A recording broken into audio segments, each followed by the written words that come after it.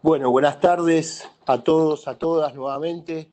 Venimos ya atravesando la mitad prácticamente del Congreso, muy contentos de la mañana que hemos tenido con la conferencia del ministro y también con todos los trabajos que son el centro para nosotros de este Congreso, como siempre lo decimos, ¿sí? Hemos tenido dos rondas de trabajos y de exposiciones que siempre son riquísimas y que en realidad lo que buscamos justamente es eso, el poder compartir, el poder dialogar, el poder construir conocimiento a partir de la práctica. Y en este momento me toca nada, el lujo nuevamente de tener que presentar esta vez a una muy querida colega. Eh, y digo, me toca el lujo porque para mí es una maestra Silvia Finocchio, ¿sí? Yo, la verdad que desde los espacios más formales como estudiante, pero también desde el trabajo compartido que hemos tenido alguna vez, he aprendido muchísimo al lado de Silvia. Sí, porque Silvia es docente, pero es docente cuando da clase y es docente cuando uno va compartiendo miradas en un auto hasta que llega a algún lugar. Eh, Silvia, siempre yo pensé que es una de esas personas que nos ayudan a cambiar la perspectiva, ¿sí? Que nos ayudan a mirar el problema desde otro lugar. Esto que algunos llaman pensamiento real, ¿no? De tenemos un problema, tenemos una situación y podemos salir con una nueva perspectiva sobre el problema para construir una respuesta distinta. Y esta para mí es la querida Silvia Finocchio, ¿sí? La que nos ayuda a pensar las prácticas escolares, la que nos ayuda a mirar a partir de la historia lo que estamos viendo hoy y lo que siempre pone es pensar esa escuela, nuestra escuela, en situación, contextuada, atravesada por lo político, por lo cultural, siempre esta escuela, ¿no? Siempre las estamos con los docentes que estamos, con los directivos que hay. Por eso para mí, y sé que para todos los que estamos en este congreso, los que organizamos este congreso, también quiero traer acá a la figura de Gabriel Renner, porque sé que está de acuerdo y ratifica cada una de estas palabras, porque tenemos juntos la misma admiración por la querida Silvia Finocchio. Así que ahora Norma, ¿sí?, nos va a presentar un poco más a Silvia, a una Silvia que nos va a ayudar a pensar la escuela de una manera integral, desde un modo, ¿sí?, que podamos construir distintas perspectivas y que también podamos pensar, ¿sí?, en esas prácticas, cómo se van construyendo en el tiempo escolar, en el tiempo que estamos en la escuela. Esa es la propuesta de Silvia para nosotros, para hoy. Nosotros contentísimos de tenerla. Y Norma, si querés compartir también un poco de la trayectoria de Silvia. Y Silvia, nuevamente, muchas gracias por haber aceptado este convite. Buenas tardes a todos y a todas. Estaba escuchando a Gustavo y digo, qué mejor presentación de esa, ¿no? Que esa. Yo voy a hacer una presentación más académica, pero describirte como persona, como compañera, como docente, va mucho más allá que decir los títulos que tenés o en las acciones que participaste. Así que Lo mío va a ser más que nada una presentación académica. Y bienvenida Silvia. Doctora en Ciencias Sociales por Flaxo, profesora titular de Historia de la Educación General en la Universidad Nacional de La Plata desde el año 1996. Creó y dirigió Flaxo Virtual entre el año 2004 y 2012. Dirigió la carrera de Historia en la Universidad de Buenos Aires entre el 2017 y en la actualidad, donde es profesora desde el año 2003. Se ha especializado en la investigación sobre los saberes y las prácticas escolares. Dirige desde el año 2003 el posgrado en Currículum y Prácticas Escolares de Flaxo. Durante años investigó sistemáticamente sobre la prensa pedagógica, procurando brindar una mirada más amplia y plural de la historia escolar en la Argentina. Colegas, escuchamos a Silvia Finocchio.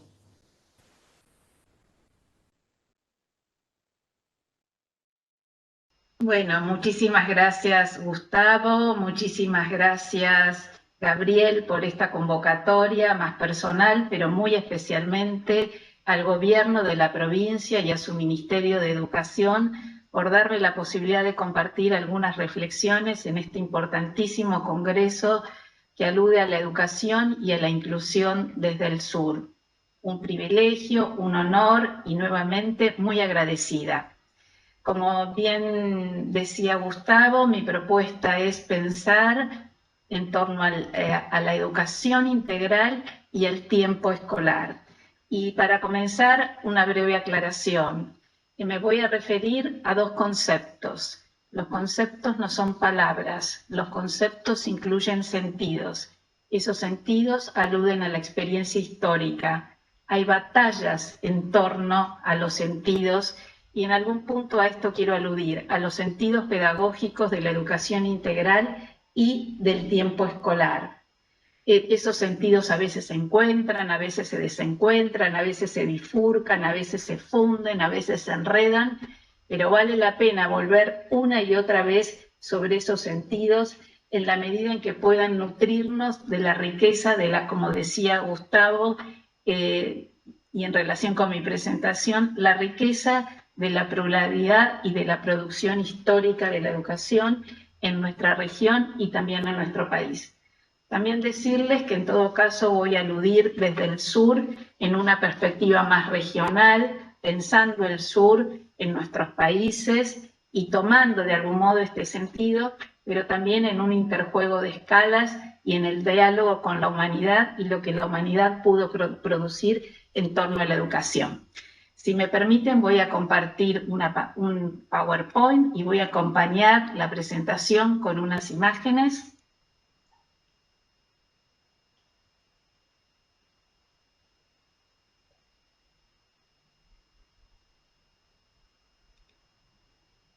Que espero se estén viendo bien.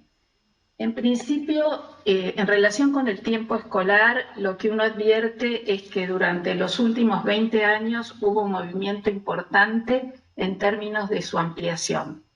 Y muchos debates también en relación con el tiempo escolar. Esto supuso movilización de recursos, también repensar la relación educación-sociedad, la emancipación de las mujeres, el tiempo de la escuela no solo a la transmisión de conocimientos, sino también a la cuestión del cuidado, la compensación, la intensificación de algunos saberes o la redefinición ya más completa de saberes y de prácticas escolares. Con esto estoy queriendo decir que los rumbos fueron disímiles en relación a cómo usar el tiempo escolar. Lo que yo propongo es explorar de modo conjunto el tiempo escolar con otro concepto, con un concepto que en la Argentina no usamos tanto, pero que sí está presente en nuestra normativa, como voy a aludir más hacia el final de mi presentación. Y creo que hay que pensarlos de un modo conjunto, porque de algún modo es lo que nutre y nos permite impugnar también los modos más convencionales de comprender el tiempo escolar.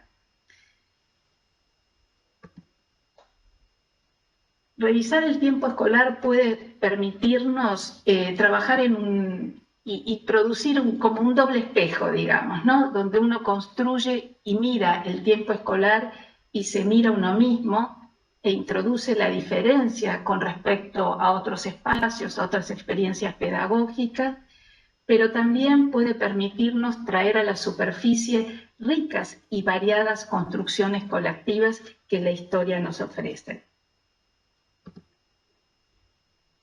El tiempo, voy a traer acá la etimología de la palabra escuela. Escuela en griego, skole, significa tiempo libre, así como en latín, escola significa espacio público. Estos sentidos, tiempo, espacio, de algún modo hablan de un tiempo y un espacio que desde sus orígenes la escuela intentó construir. Un tiempo para la preparación, un tiempo para el estudio, un tiempo para salir al mundo y participar en él. Sin embargo, en los últimos 200 años, esta idea de tiempo libre, espacio público, en los modos en que se asumió la discusión, podríamos decir que se jerarquizó lo objetivo y lo medible en lugar de lo vivido y experimentado. Sin embargo, bien sabemos nosotros que el tiempo no es eterno ni natural, que es históricamente construido, que lo construimos nosotros cotidianamente con nuestras prácticas. Sin embargo, cuando se discute el calendario escolar, cuando se discute la cantidad de horas de las escuelas, de dictado de clases o de trabajo pedagógico, muchas veces, entiendo, se pone al propio tiempo escolar fuera del pensamiento, y esto termina generando resistencias para un análisis un poco más profundo que permitan habilitar la posibilidad de imaginar otros tiempos y otros espacios. Cada época tiene su tiempo. No es lo mismo el tiempo de la escuela itinerante de Protágoras o la de Sócrates, como tampoco es el tiempo de la educación que tuvo la Edad Media, ese tiempo monacal, ese tiempo y espacio total o ese tiempo y espacio trascendental. Tampoco es el tiempo de la escuela asociada a la industria, asociada al aula global, el tiempo que exigía para una distribución mínimamente justa o equitativa del conocimiento cierta obediencia, cierta regularidad, cierta mecanicidad, cierto encierro, que fue muy leído por algunas perspectivas pedagógicas. Y esto llevó a lecturas que vieran a la escuela como una máquina de reproducción, básicamente normalizador, a partir de algunas estrategias, de algunos modos de entender el conocimiento y de algunos modos de asumir la práctica pedagógica. Sin embargo, como planteó ayer Giroux en su conferencia, el tiempo también puede ser pensado como emancipador, lejos de las perspectivas que desprecian demasiado simplemente la labor de la escuela. Un lugar donde todos, cada uno, cada una pueden aprender lo que quieran, pueden aprender cualquier cosa, reconociendo que no hay destino de ningún tipo, ni natural, ni social, ni cultural. En algún punto la educación, dirán algunos, es el lugar donde uno puede mirarse a sí mismo y de algún modo, sin condicionamientos, poder elegir y optar un camino para la vida. Sin embargo, como lo dijo el ministro hoy a la mañana, para que la escuela pueda realizar su labor es necesario cierta reparación social y también algunas respuestas y alguna reparación desde la educación.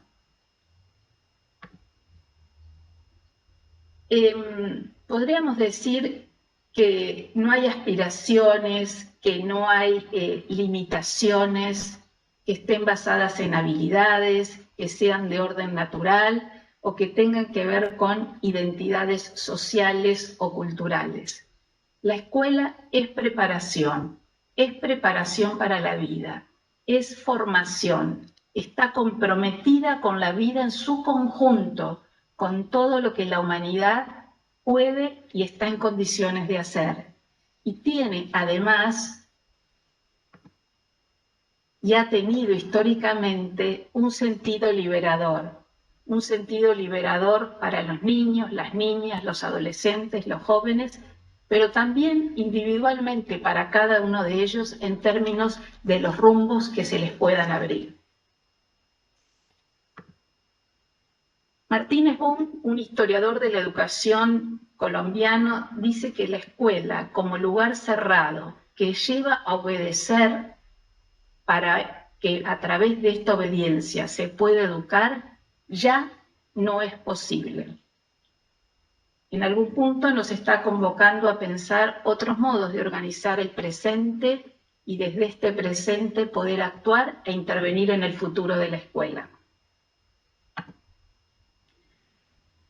Hasta las décadas del 60, la mayor cantidad de los países de América Latina, algunos con ritmos más rápidos y con mayores logros, pero básicamente los gobiernos de la región estuvieron focalizados en la cobertura escolar. La necesidad era aprovechar los espacios disponibles y de este modo se instaló esta escuela primaria de promedio aproximado 4 horas de duración. El foco de las políticas públicas era claramente la cobertura. Sin embargo, también empezaron a aparecer diferencias entre los continentes a medida que la expansión y la cobertura y los países, no solo los continentes, sino a medida que la expansión escolar se iba logrando. El modo en que se empezó a discutir en el mundo durante los últimos 20 años y el gran impulso que se le dio al tiempo escolar privilegió siempre lo cuantitativo por sobre lo cualitativo. Estamos todos siguiendo en estos días las elecciones que ocurren o acontecen en los Estados Unidos. Pero hasta el propio Obama estuvo tomado por esta discusión y por las coacciones que suponen las pruebas estandarizadas en relación con el tiempo escolar. El propio Obama decía, se planteaba la necesidad de contar con más tiempo para las escuelas de su país en comparación con los tiempos escolares de las escuelas surcoreanas. En general, esa noción de tiempo se asoció a estas escaleras que estamos viendo y que pinta Claudio Gallina, que junto con Liliana Porter me están acompañando en esta presentación, solamente para tornar más sugerentes estas ideas. En algún punto había una hipótesis detrás. La hipótesis es que más tiempo produce mejores resultados. Las políticas públicas en América Latina se dedicaron en muchas ocasiones a medir el impacto del tiempo escolar. Y economistas y administradores de la educación produjeron estudios. En relación con esto, quisiera plantear un asunto que para mí es muy relevante. Se hacen estudios de impacto sobre la base de pruebas estandarizadas de evaluación de la calidad. Y desde allí se intenta establecer causalidad. En qué medida el tiempo produce mejores resultados. Sin embargo, lo que nosotros observamos es que hay pocos estudios de impacto y la mayoría simplemente correlacionan variables. Y desde allí se sacan rápidamente conclusiones, además de, debemos decir, las decisiones se toman sobre la base exclusivamente de resultados de calidad en 2 áreas del currículo escolar, lengua y matemática, que son entendidos desde el tránsito del feudalismo al capitalismo como los saberes elementales para poder participar en este mundo. Yo quiero plantear que sobre esto y subir la apuesta de los debates y las controversias, subir la apuesta en términos de las presiones y las coacciones en términos de reputación que suponen esas pruebas estandarizadas, más allá de no negar el papel que puede tener la evaluación como parte de la práctica pedagógica. Esto ha supuesto en muchos países la repolitización de los problemas educativos. ¿Esto es un problema? No. El problema es cómo se repolitiza la educación. Y en contexto post-pandemia vamos a volver a discutir la educación y vamos a volver a discutir el tiempo escolar, y ya se está hablando no de ampliación, sino de reducción del tiempo escolar.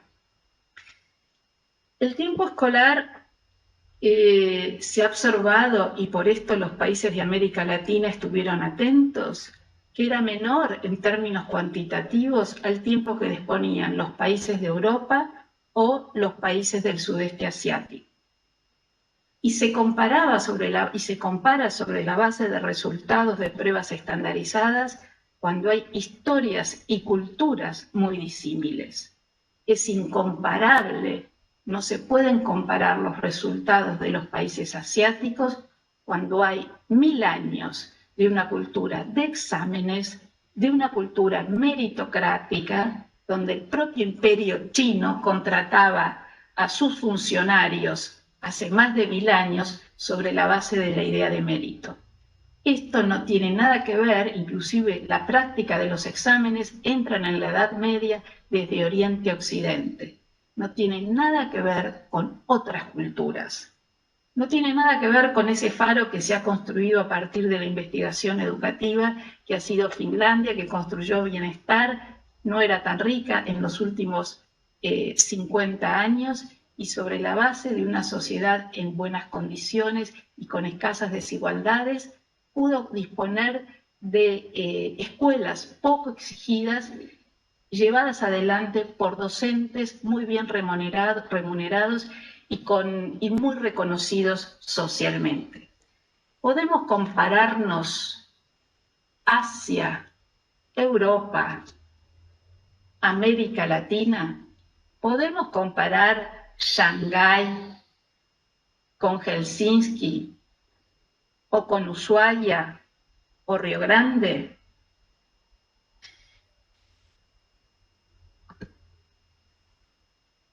Propongo pensar el tiempo en relación con el sentido pedagógico de la formación que brindan las escuelas.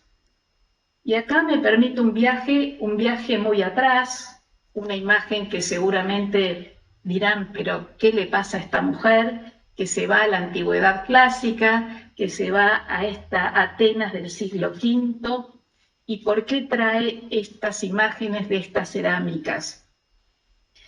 La educación integral como concepto es indudable que viaja desde Grecia, viaja al mundo, viaja a la humanidad desde Grecia. ¿Por qué?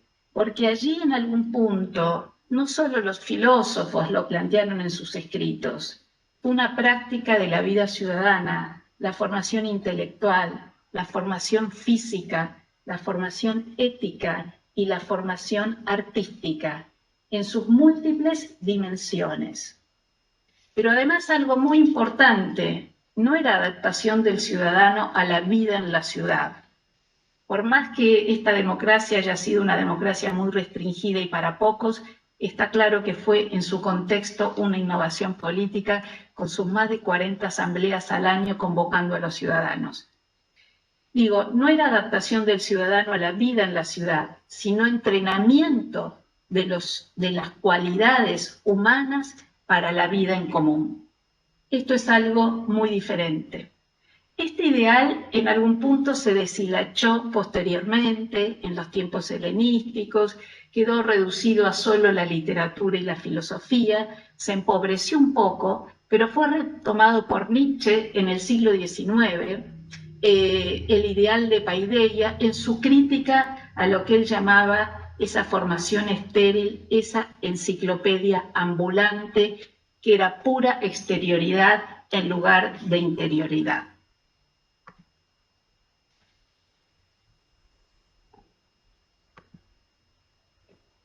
Pero cuando hablamos de formación integral, podemos remitirnos en términos de construcción de una historia conceptual de la educación a la antigüedad griega, pero también no podemos dejar de mencionar importantísimos pedagogos que han formado y forjado las culturas docentes de América Latina.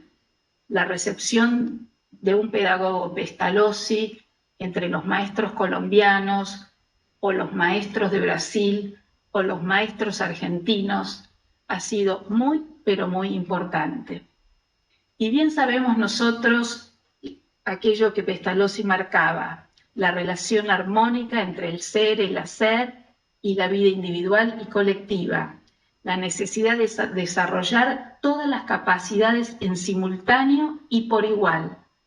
Pestalozzi decía y planteaba la integralidad en términos de formación del corazón, la cabeza y las manos, entendiendo que el hombre y la mujer eran parte de la naturaleza, eran buenos y potencialmente tenían todas las condiciones para ese desarrollo intelectual, práctico, manual, físico, de un modo cuidadoso.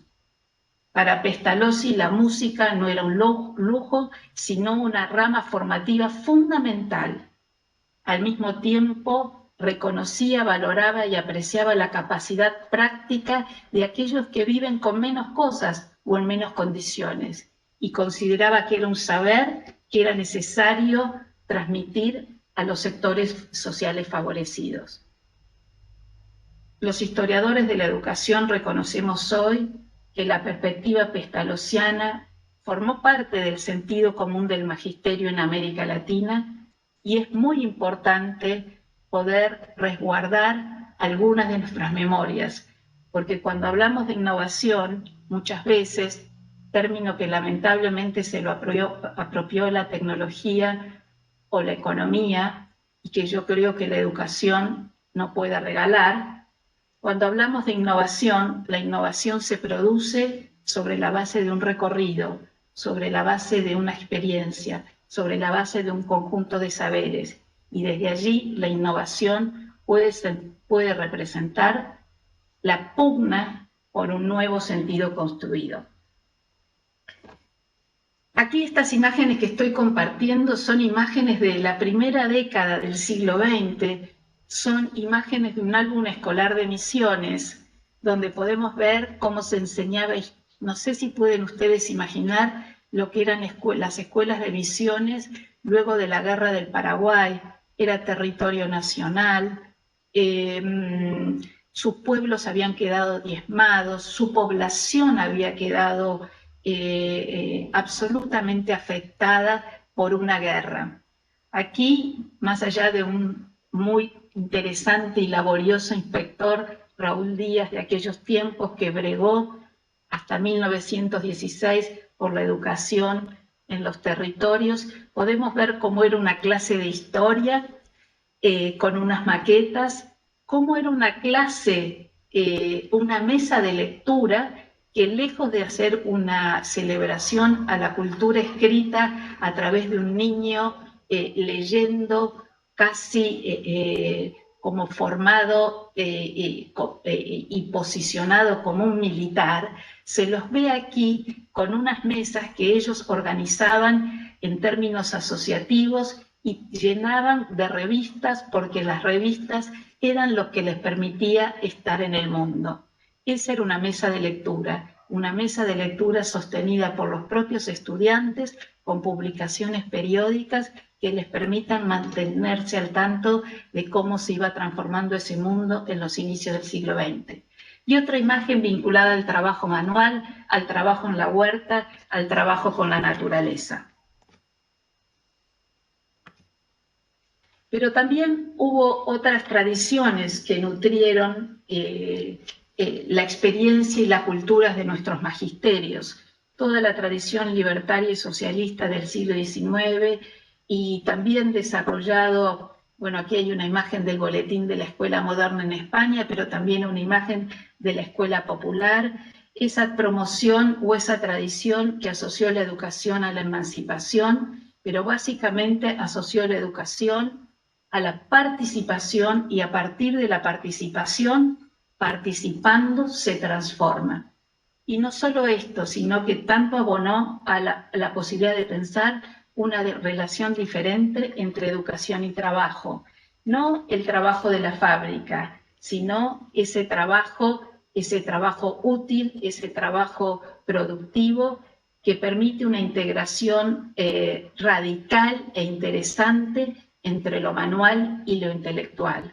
Una pedagogía del trabajo que invita, como dice un pedagogo español, no a intensificar más trabajo o a traer trabajo, sino a repensar los sentidos del trabajo pedagógico e inclusive a hacernos pensar en torno al ocio, pensar cuál puede ser la relación entre aprendizaje, producción y recreación. Pero también, y si nos hablamos de la cultura del magisterio, tenemos que hacer alusión y al concepto de educación integral a todos los aportes de la Escuela Nueva, que fueron tan importantes en América Latina. En algunos países fueron política oficial, en otros no fueron política oficial, pero sin duda nutrieron las experiencias de los maestros y generaron experiencias de frontera. Nutrieron la cultura de los maestros, por ejemplo, a través de publicaciones periódicas, como fue la revista La Obra, que llegaba a los pueblitos de los diferentes lugares de nuestro país y los tiraban las cajas de las revistas La Obra en aquellos pueblitos porque el tren no se detenía, pero allí había maestros y maestras que enseñaban con la obra sobre su escritorio. Los sentidos de la educación integral estuvieron muy vigentes en todo lo que fue la Escuela Nueva. Y podemos pensar en muy variadas experiencias en Europa, en los Estados Unidos, en Rusia, en la Unión Soviética, pero también en América Latina.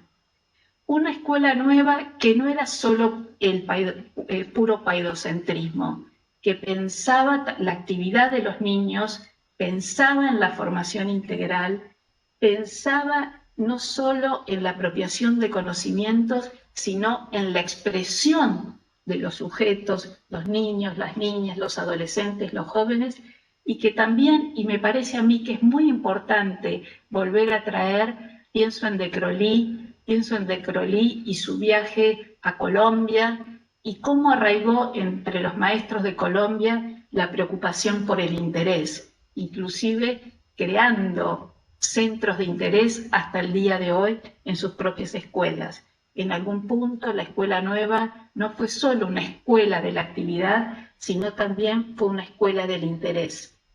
Cómo crear el interés y cómo generar experiencias que combinen el cuerpo, la palabra, la mano, el pensamiento, dando muchísima importancia tanto a lo verbal como a lo no verbal.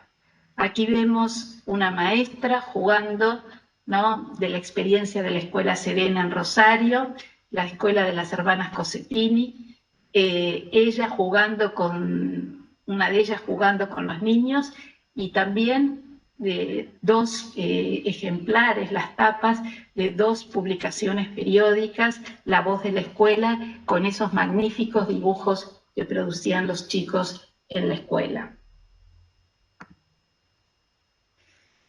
Pero también podemos hacer alusión a otro tipo de experiencias vinculadas a la Escuela Nueva en nuestra América Latina que mucho nos nutren.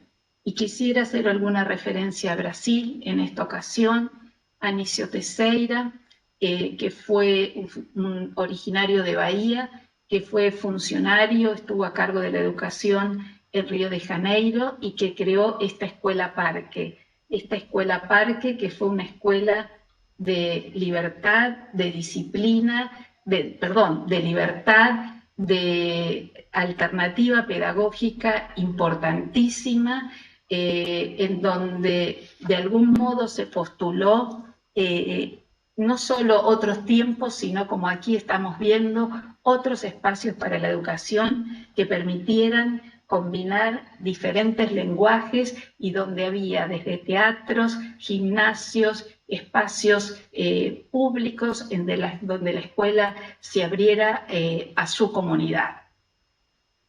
Por cierto, esta Escuela Parque es una escuela referencia para América Latina hasta el día de hoy. Pero no solo la Escuela Parque, sino también los famosos centros de formación integral creados por Darcy Ribeiro, que también de algún modo retomaron este concepto de educación integral en Brasil. Se crearon más de 500 tipos de estos centros integrales de formación, que también no solo se repensó el tiempo integral, sino se repensó junto al tiempo integral el espacio integral, unos espacios diseñados por el arquitecto Niemeyer, donde de algún modo también las diferentes dimensiones de la formación humana fueron atendidas.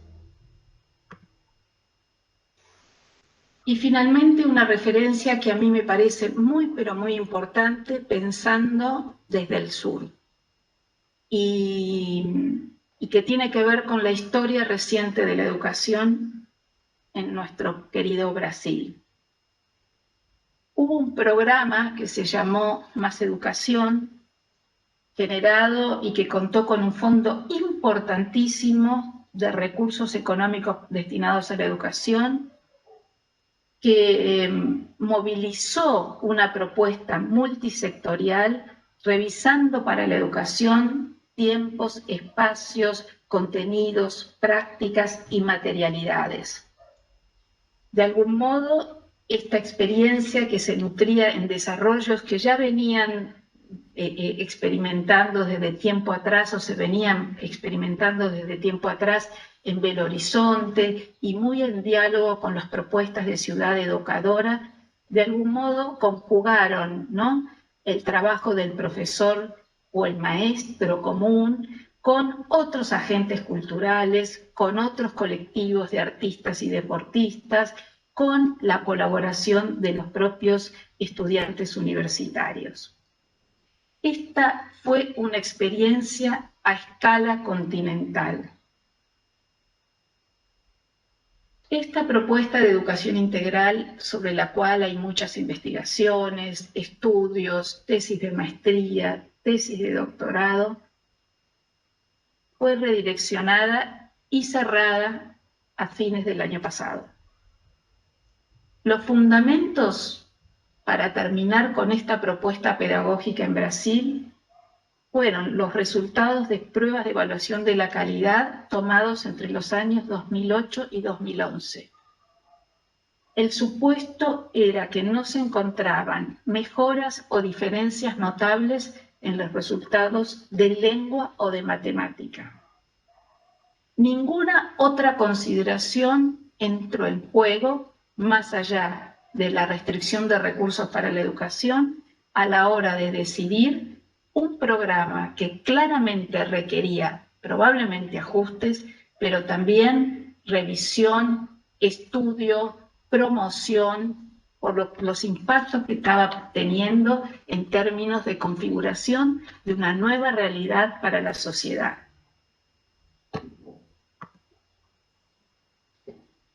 En Colombia, por la Constitución de 1994, también se estipula que debe haber una formación integral, que como marco filosófico y político de la educación que se brinda a niños, niñas, adolescentes y jóvenes.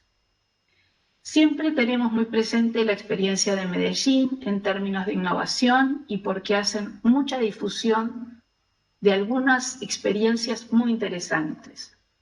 Menos se menciona la experiencia de Bogotá. Sin embargo, Bogotá tiene premisas para sus políticas públicas que desde mi perspectiva debemos prestar atención y observar. Se trabaja de modo conjunto desde la Secretaría de Educación con la Secretaría de Cultura, pero también con la Secretaría de Recreación y Deporte y la Secretaría de Desarrollo Social. Los recursos se combinan y los colectivos de deportistas o de artistas trabajan mancomunadamente con los educadores y los colegios. Tienen más de 600 o 700 artistas trabajando con niños, niñas, adolescentes y jóvenes. Desde Europa visitan Bogotá, visitan especialistas en educación artística a la ciudad de Bogotá y dicen, nunca vi en el mundo tantos artistas rodeando a niños y niñas. Lo dicen los especialistas de la Reggio Emilia cuando vienen a observar este tipo de experiencias. Cuando se discute que vamos a aumentar las horas, me pregunto ¿para qué? Y vuelvo y me interrogo ¿para qué? Nosotros también tenemos un marco normativo y filosófico importante sobre el que yo quiero volver. Para mí, este artículo de la Constitución Nacional sancionada en el año 2006 es muy, pero muy importante. Aquí se asigna como responsable de la educación al Estado. Tienen la responsabilidad principal e indelegable. ¿Pero de qué tipo de educación? El artículo 4 dice una educación integral y permanente, garantizando igualdad, gratuidad, concibiéndola como derecho y habilitando a la posibilidad de que otros actores colaboren con las escuelas, con los maestros, con las maestras, con los profesores. Pienso en artistas, pienso en deportistas, pienso en científicos, pienso en organizaciones comunitarias. Tenemos un marco muy, pero muy interesante que nos abriga, que nos contiene, y en un contexto en el que entiendo post-pandemia, todo se va a discutir. Todos los actores de la sociedad van a plantear, luego de esta experiencia, cómo queremos que sea la educación. No vamos a volver a la escuela. La palabra volver, como dice una querida colega de geografía, Raquel Gurevich, no volvemos. Estamos a punto de, y nos podemos permitir, probar, ensayar, inventar, crear. Durante este tiempo hubo mucha reflexión. También hubo mucho conocimiento por parte de los maestros y las maestras. Así lo experimentan. No fue una experiencia arrasadora, por más que hoy estemos volviendo a las escuelas y veamos algunas sonrisas. Estamos a punto para poder y en condiciones de poder definir cuáles van a ser las nuevas formas, cuán híbridas o no híbridas van a ser y qué lugar van a tener otros actores, incluyendo a las propias familias. La educación no es pura regulación y permanencia, como a veces nos lo quieren hacer creer. Quienes conocemos, trabajamos, estudiamos, investigamos y amamos a las escuelas y a la educación, sabemos que en la escuela hay vida, que en la escuela hay creación, que en la escuela hay interacción, y no podemos eludir la tensión entre herencia y transformación social, pero nuestra labor en ella nos obliga a estar esperanzados. Muchísimas gracias.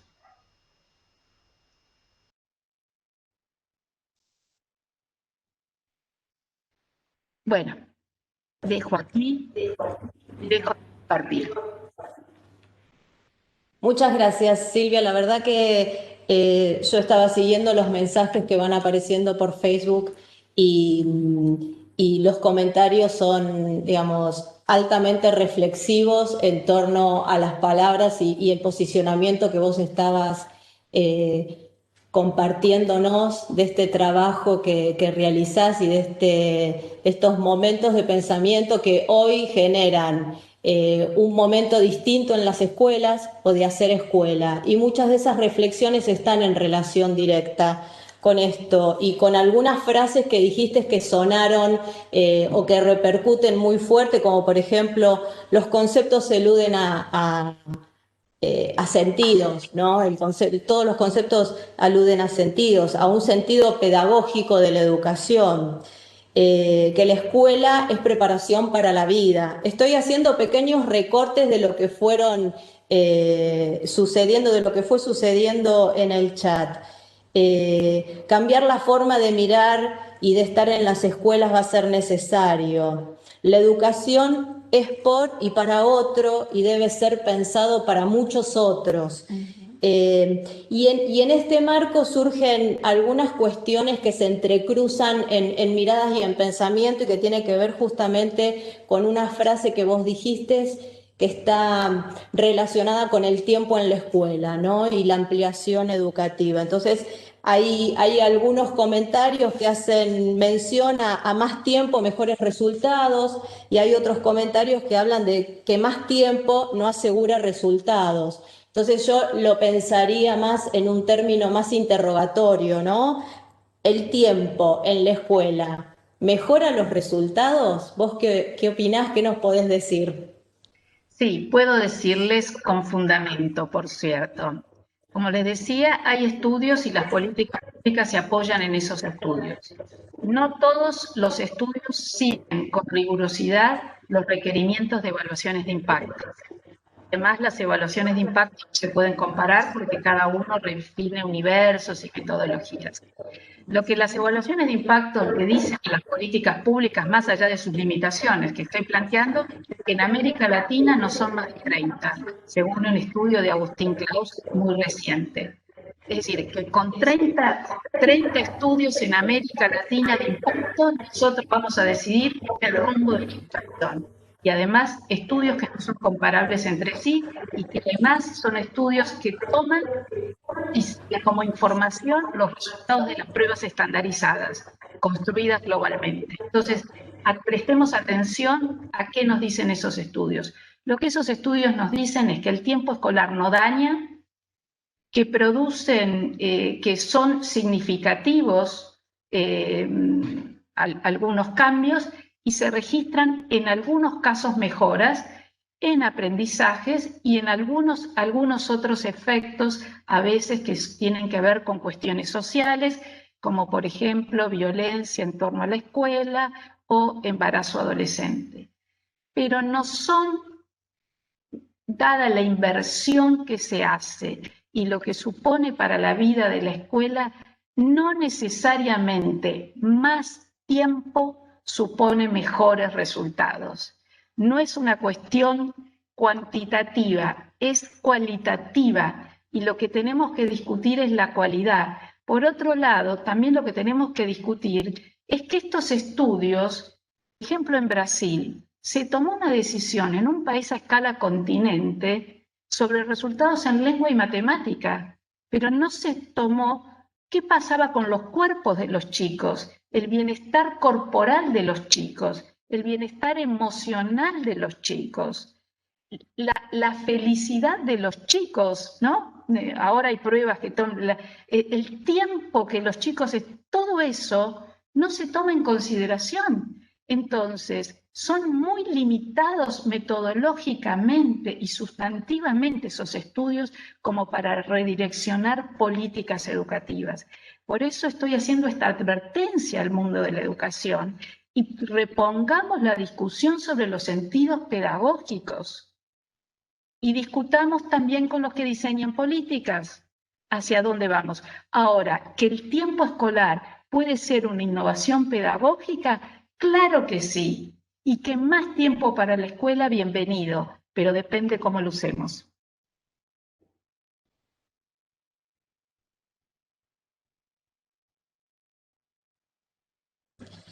Gracias, Silvia. Y mira, digamos, tomando anidada a esta explicación que nos estabas planteando, sumo un interrogante, ¿no? Porque la ampliación del tiempo escolar es importante.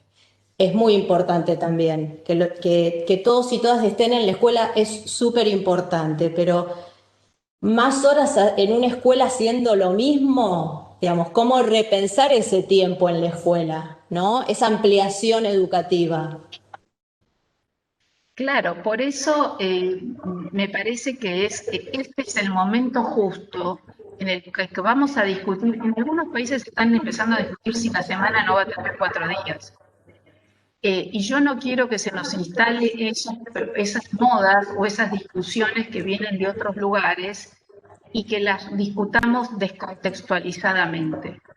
Entonces, tenemos que estar muy atentos a ver qué pasa en cada ciudad, en cada paraje, en cada región, en cada provincia, con respecto al tiempo y a los usos del tiempo. Ahora, cuando hablo de tiempo integral, realmente me estoy refiriendo a la posibilidad de hacer lugar a otro tipo de conocimiento, a otros cuerpos de conocimiento. Por ejemplo, el arte, que es algo muy, pero muy importante. El arte no es solo lenguaje, no es entretenimiento, no es decoración, no es... estamos muy lejos de la idea de las bellas artes también. Hay toda una revalorización de las artes en nuestras sociedades. Es algo muy, pero muy importante ver cómo ese cuerpo de conocimientos ingresa a la escuela y cómo ese cuerpo de conocimientos, hablamos mucho de transformación, el potencial transformador de las sociedades que tiene el arte, cómo nos ayuda a pensar de otros modos, cómo nos sugiere, cómo nos invita a ser más, hay una palabra entre comillas que también nos las han robado, ser más creativos, ¿no? Más imaginativos, ¿no? Entonces, ¿qué humanidad estamos forjando sin arte? ¿Y qué pasa con los cuerpos de los chicos? Hay muchos trabajos que piensan sobre la cuestión de los cuerpos. Bueno, ¿dónde están las evaluaciones que hablan de esos cuerpos? Cuerpos como territorios, los sujetos somos cuerpos, somos corporeidad, somos cuerpos históricamente construidos, somos cuerpos con cultura, los cuerpos nos sostienen. Estamos tomando decisiones sobre los cuerpos de los chicos. Entonces, cuando estoy pensando en una formación integral, estoy pensando en cabalmente integral, en términos de conocimiento. Es un problema, no nos debemos perder, cuando hablamos de integralidad, nos propone un desafío importantísimo en términos curriculares, que es no sobreabundar, pero vamos a tener que optimizar el cuerpo de saberes y ver qué tipo de experiencias, también algunas con un componente lúdico y recreativo importante, porque los maestros exigidos por esta necesidad de cómo lograr que los alumnos atiendan, han sufrido y padecido esta circunstancia. Entonces, tenemos que pensar cómo los acompañamos y los ayudamos para introducir otro tipo de estrategias que de algún modo no los dejen tan solos en trabajar algo que, como decía Martínez Boom, ese tipo de escuela ya no va más. Y justamente respecto al arte y a los lenguajes artísticos, tenemos varios comentarios en Facebook sobre la necesidad de revalorizar las artes en la escuela, ¿no? Pensarlas desde un modo diferente. Y justamente articulando con esto tenemos dos comentarios, en realidad son dos preguntas que tanto Tatiana como Jessica plantean y que tienen que ver con estos nuevos contextos que recién vos también estabas comentándonos. Digamos, la escuela ya cuando volvamos a la escuela, aunque estamos en la escuela, como vos lo dijiste, pero como cuando volvamos a la vieja escuela, no va a ser la misma vieja escuela. Entonces, tanto Tatiana como Jessica se preguntan, ¿será posible repensar la escuela nueva en un nuevo contexto, pensándola con algunas innovaciones? Y Jessica a esto se articula, ¿qué aspectos considera que esta escuela que vendrá ya no responderá al saber pedagógico que hasta febrero de este año hacían a lo cotidiano? La gradualidad, la simultaneidad, ¿no? Y cómo vislumbra este devenir inédito y excepcional. Y lo vislumbro como con enormes, muchas fuerzas y mucha potencialidad, porque como digo, creo que el magisterio ha reflexionado y ha pensado mucho. Probablemente la hibridación sea la palabrita sobre la cual o en torno a la cual más vamos a discutir, pero por cierto sabemos ahora lo que supone la socialización, lo que supone la formación, lo que suponen las mediaciones tecnológicas, el lugar de la ciencia, digo, no lo quiero dejar afuera por no haberlo mencionado, pero yo creo que todos estos asuntos se van a discutir y es muy probable que también estemos muy sometidos a cómo se redefine el mundo del trabajo, porque en función de, va a ser una negociación entre los grupos sociales, ¿no? Papás, mamás, cuidadores, abuelos, familias, cómo se reorganice o reestructure. El tiempo y el espacio escolar no va a estar ajeno ni va a quedar afuera de cómo se reestructure la sociedad. Eso es evidente, pero lo muy interesante es que, y me parece, y este era el sentido de esta intervención, es estar nosotros preparados para poder dar una discusión sustantiva en términos pedagógicos, que es lo que nosotros los educadores queremos. Aquí ya se estuvo hablando, ¿no? Una educación más justa, más igualitaria, emancipadora, quienes me precedieron en algún punto, que repare desigualdades, aunque no va a poder resolver a todas, por supuesto. Bueno, pero yo creo que se abre un tiempo y me parece que lo interesante es poder apoyarnos en la historia también, decir, no tenemos que inventar todo de cero. Hubo experiencias valiosísimas del magisterio argentino que nos pueden iluminar y a partir de las cuales podemos pensar.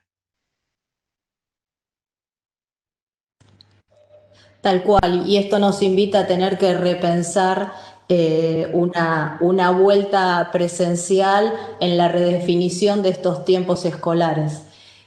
Gustavo, te doy la palabra si querés hacer alguna pregunta.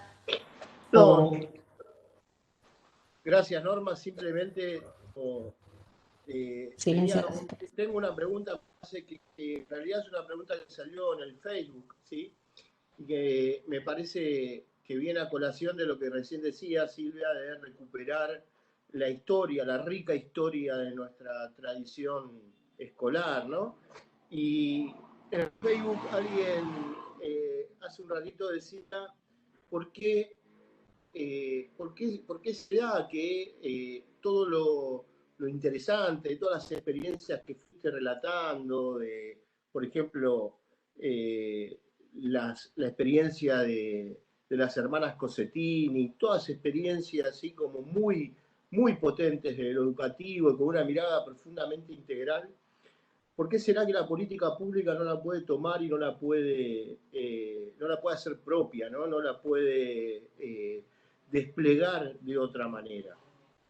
Me quedaba dando vuelta a esto como pregunta, como para compartirte, como para ver qué pensás sobre esto, pero bueno, retomando esto que decía una compañera en el Facebook.